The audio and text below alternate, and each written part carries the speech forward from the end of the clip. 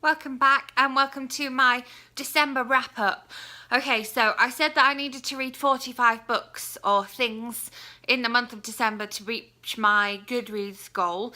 I didn't read 45, but I did read 22 things because I read quite a few short stories. So this is going to go nice and quickly. I've got my iPad here so I can actually look at what I read because I may have forgotten some of them. So firstly, I read A Year and a Day by Isabel Broom. Did a whole video on that, loved it, amazing. Then I read the one with the Hen Weekend by Erin Lawless. I love that series. I cannot wait for the final part in that series to come out in February.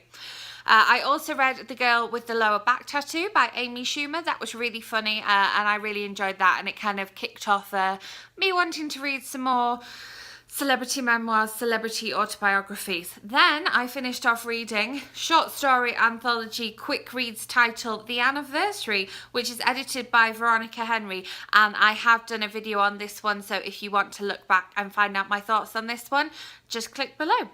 I then read a couple of short stories. I read Deck the Halls by Erin Lawless and Three Men and a Maybe by Katie Lovell. I also talked about these short stories in a video, so again, click back to my previous videos to find out about those. Then I listened to an audiobook, Where Am I Now by Mara Wilson. This was really interesting. I can't remember if I've posted a video on this one or if I just talked about it in my general talking about celebrity memoirs video, but it was a really interesting read.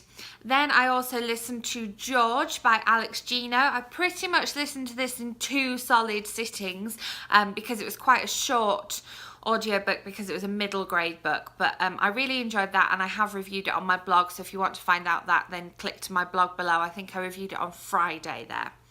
Then I read Searching for a Silver Lining by Miranda Dickinson. Again, I've done a review of that on the blog, so if you want to find out more thoughts about that, click on the link to my blog in the description box below. Then, Christmassy read coming up, Mince Pies and Mistletoe at the Christmas Market. Again, this has already been reviewed on my blog because it's a Christmassy book with the shiny cover. I know I've done the shiny cover before, but this was such a nice festive Christmas read, and the town in it just really reminded me of the town that I grew up in, so that was really good fun. Then I listened to Modern Lovers by Emma Straub. I've not really talked an awful lot about this one. I had it on a TBR because I got it from the library, and then it had to go back to the library because someone put a hold on it, and then I got it on audiobook from the library. So I listened to this one. I haven't written my review for this one yet because I'm kind of not sure where to go with the review of it. So I'll come back to you later with thoughts on that one. Then I read There's Always More to Say, which was a novella, which was really interesting because it was written as a kind of ongoing dialogue, letter style, journal entry style, and was just something really different to anything I'd read before. I wrote my review for this recently, and it was quite a hard review to write because it was something that's so different to what I'd read before, but it was a nice quick read, and it was something that I felt like I had to read all in one go, so I kind of did read it all in one go. But it was interesting because genders aren't really mentioned in it, apart from kind of 2 points in the book. So you kind of have to make your mind up about the gender of the people in the book. I can't really say too much more about it because I don't want to spoil it, but there will be a review coming for that one on my blog, I think the week after next, and I've also got a Q&A with the author as well, so look out for that one on the blog. Then I read A Gift for You by Patricia Scanlon. I've made a video talking about this one, and I made a video talking about how I was going to be reading this one. This is a collection of short stories, and in case you hadn't gathered from my videos and my booktubeathon talking about this one, I really enjoyed this one.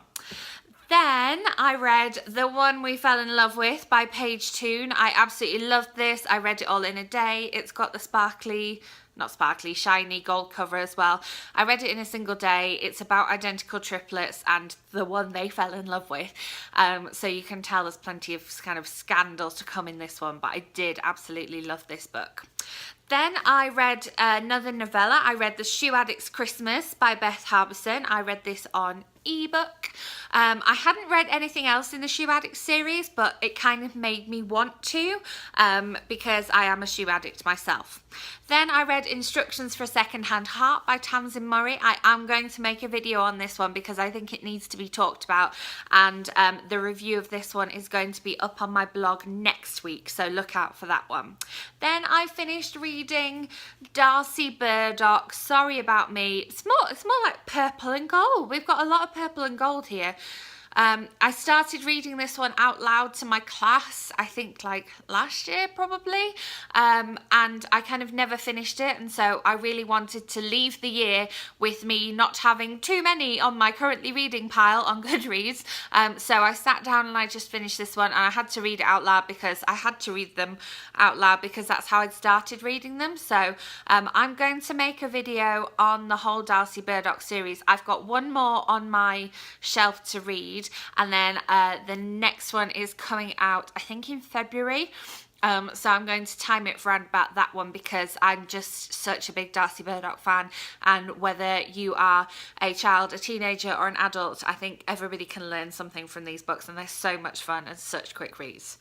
Then I read Her Merry Christmas and Other Stories. This has sparkle on which doesn't show. Again, it's gold sparkle. This is a collection of 10 short stories. No, about 10 short stories by Louisa May Alcott. So the first one surrounds Little Women, which is probably her most famous book, and then the other short stories all have a kind of love and goodness for other people, no matter what your position in society or your level of wealth and that kind of thing. It's a general theme for these stories, very much a kind of family love and generosity theme to these short stories. So there will be a review of this on my blog soon. But it says on this book that this is a classic, so I was excited that I had read another classic, so that's cool.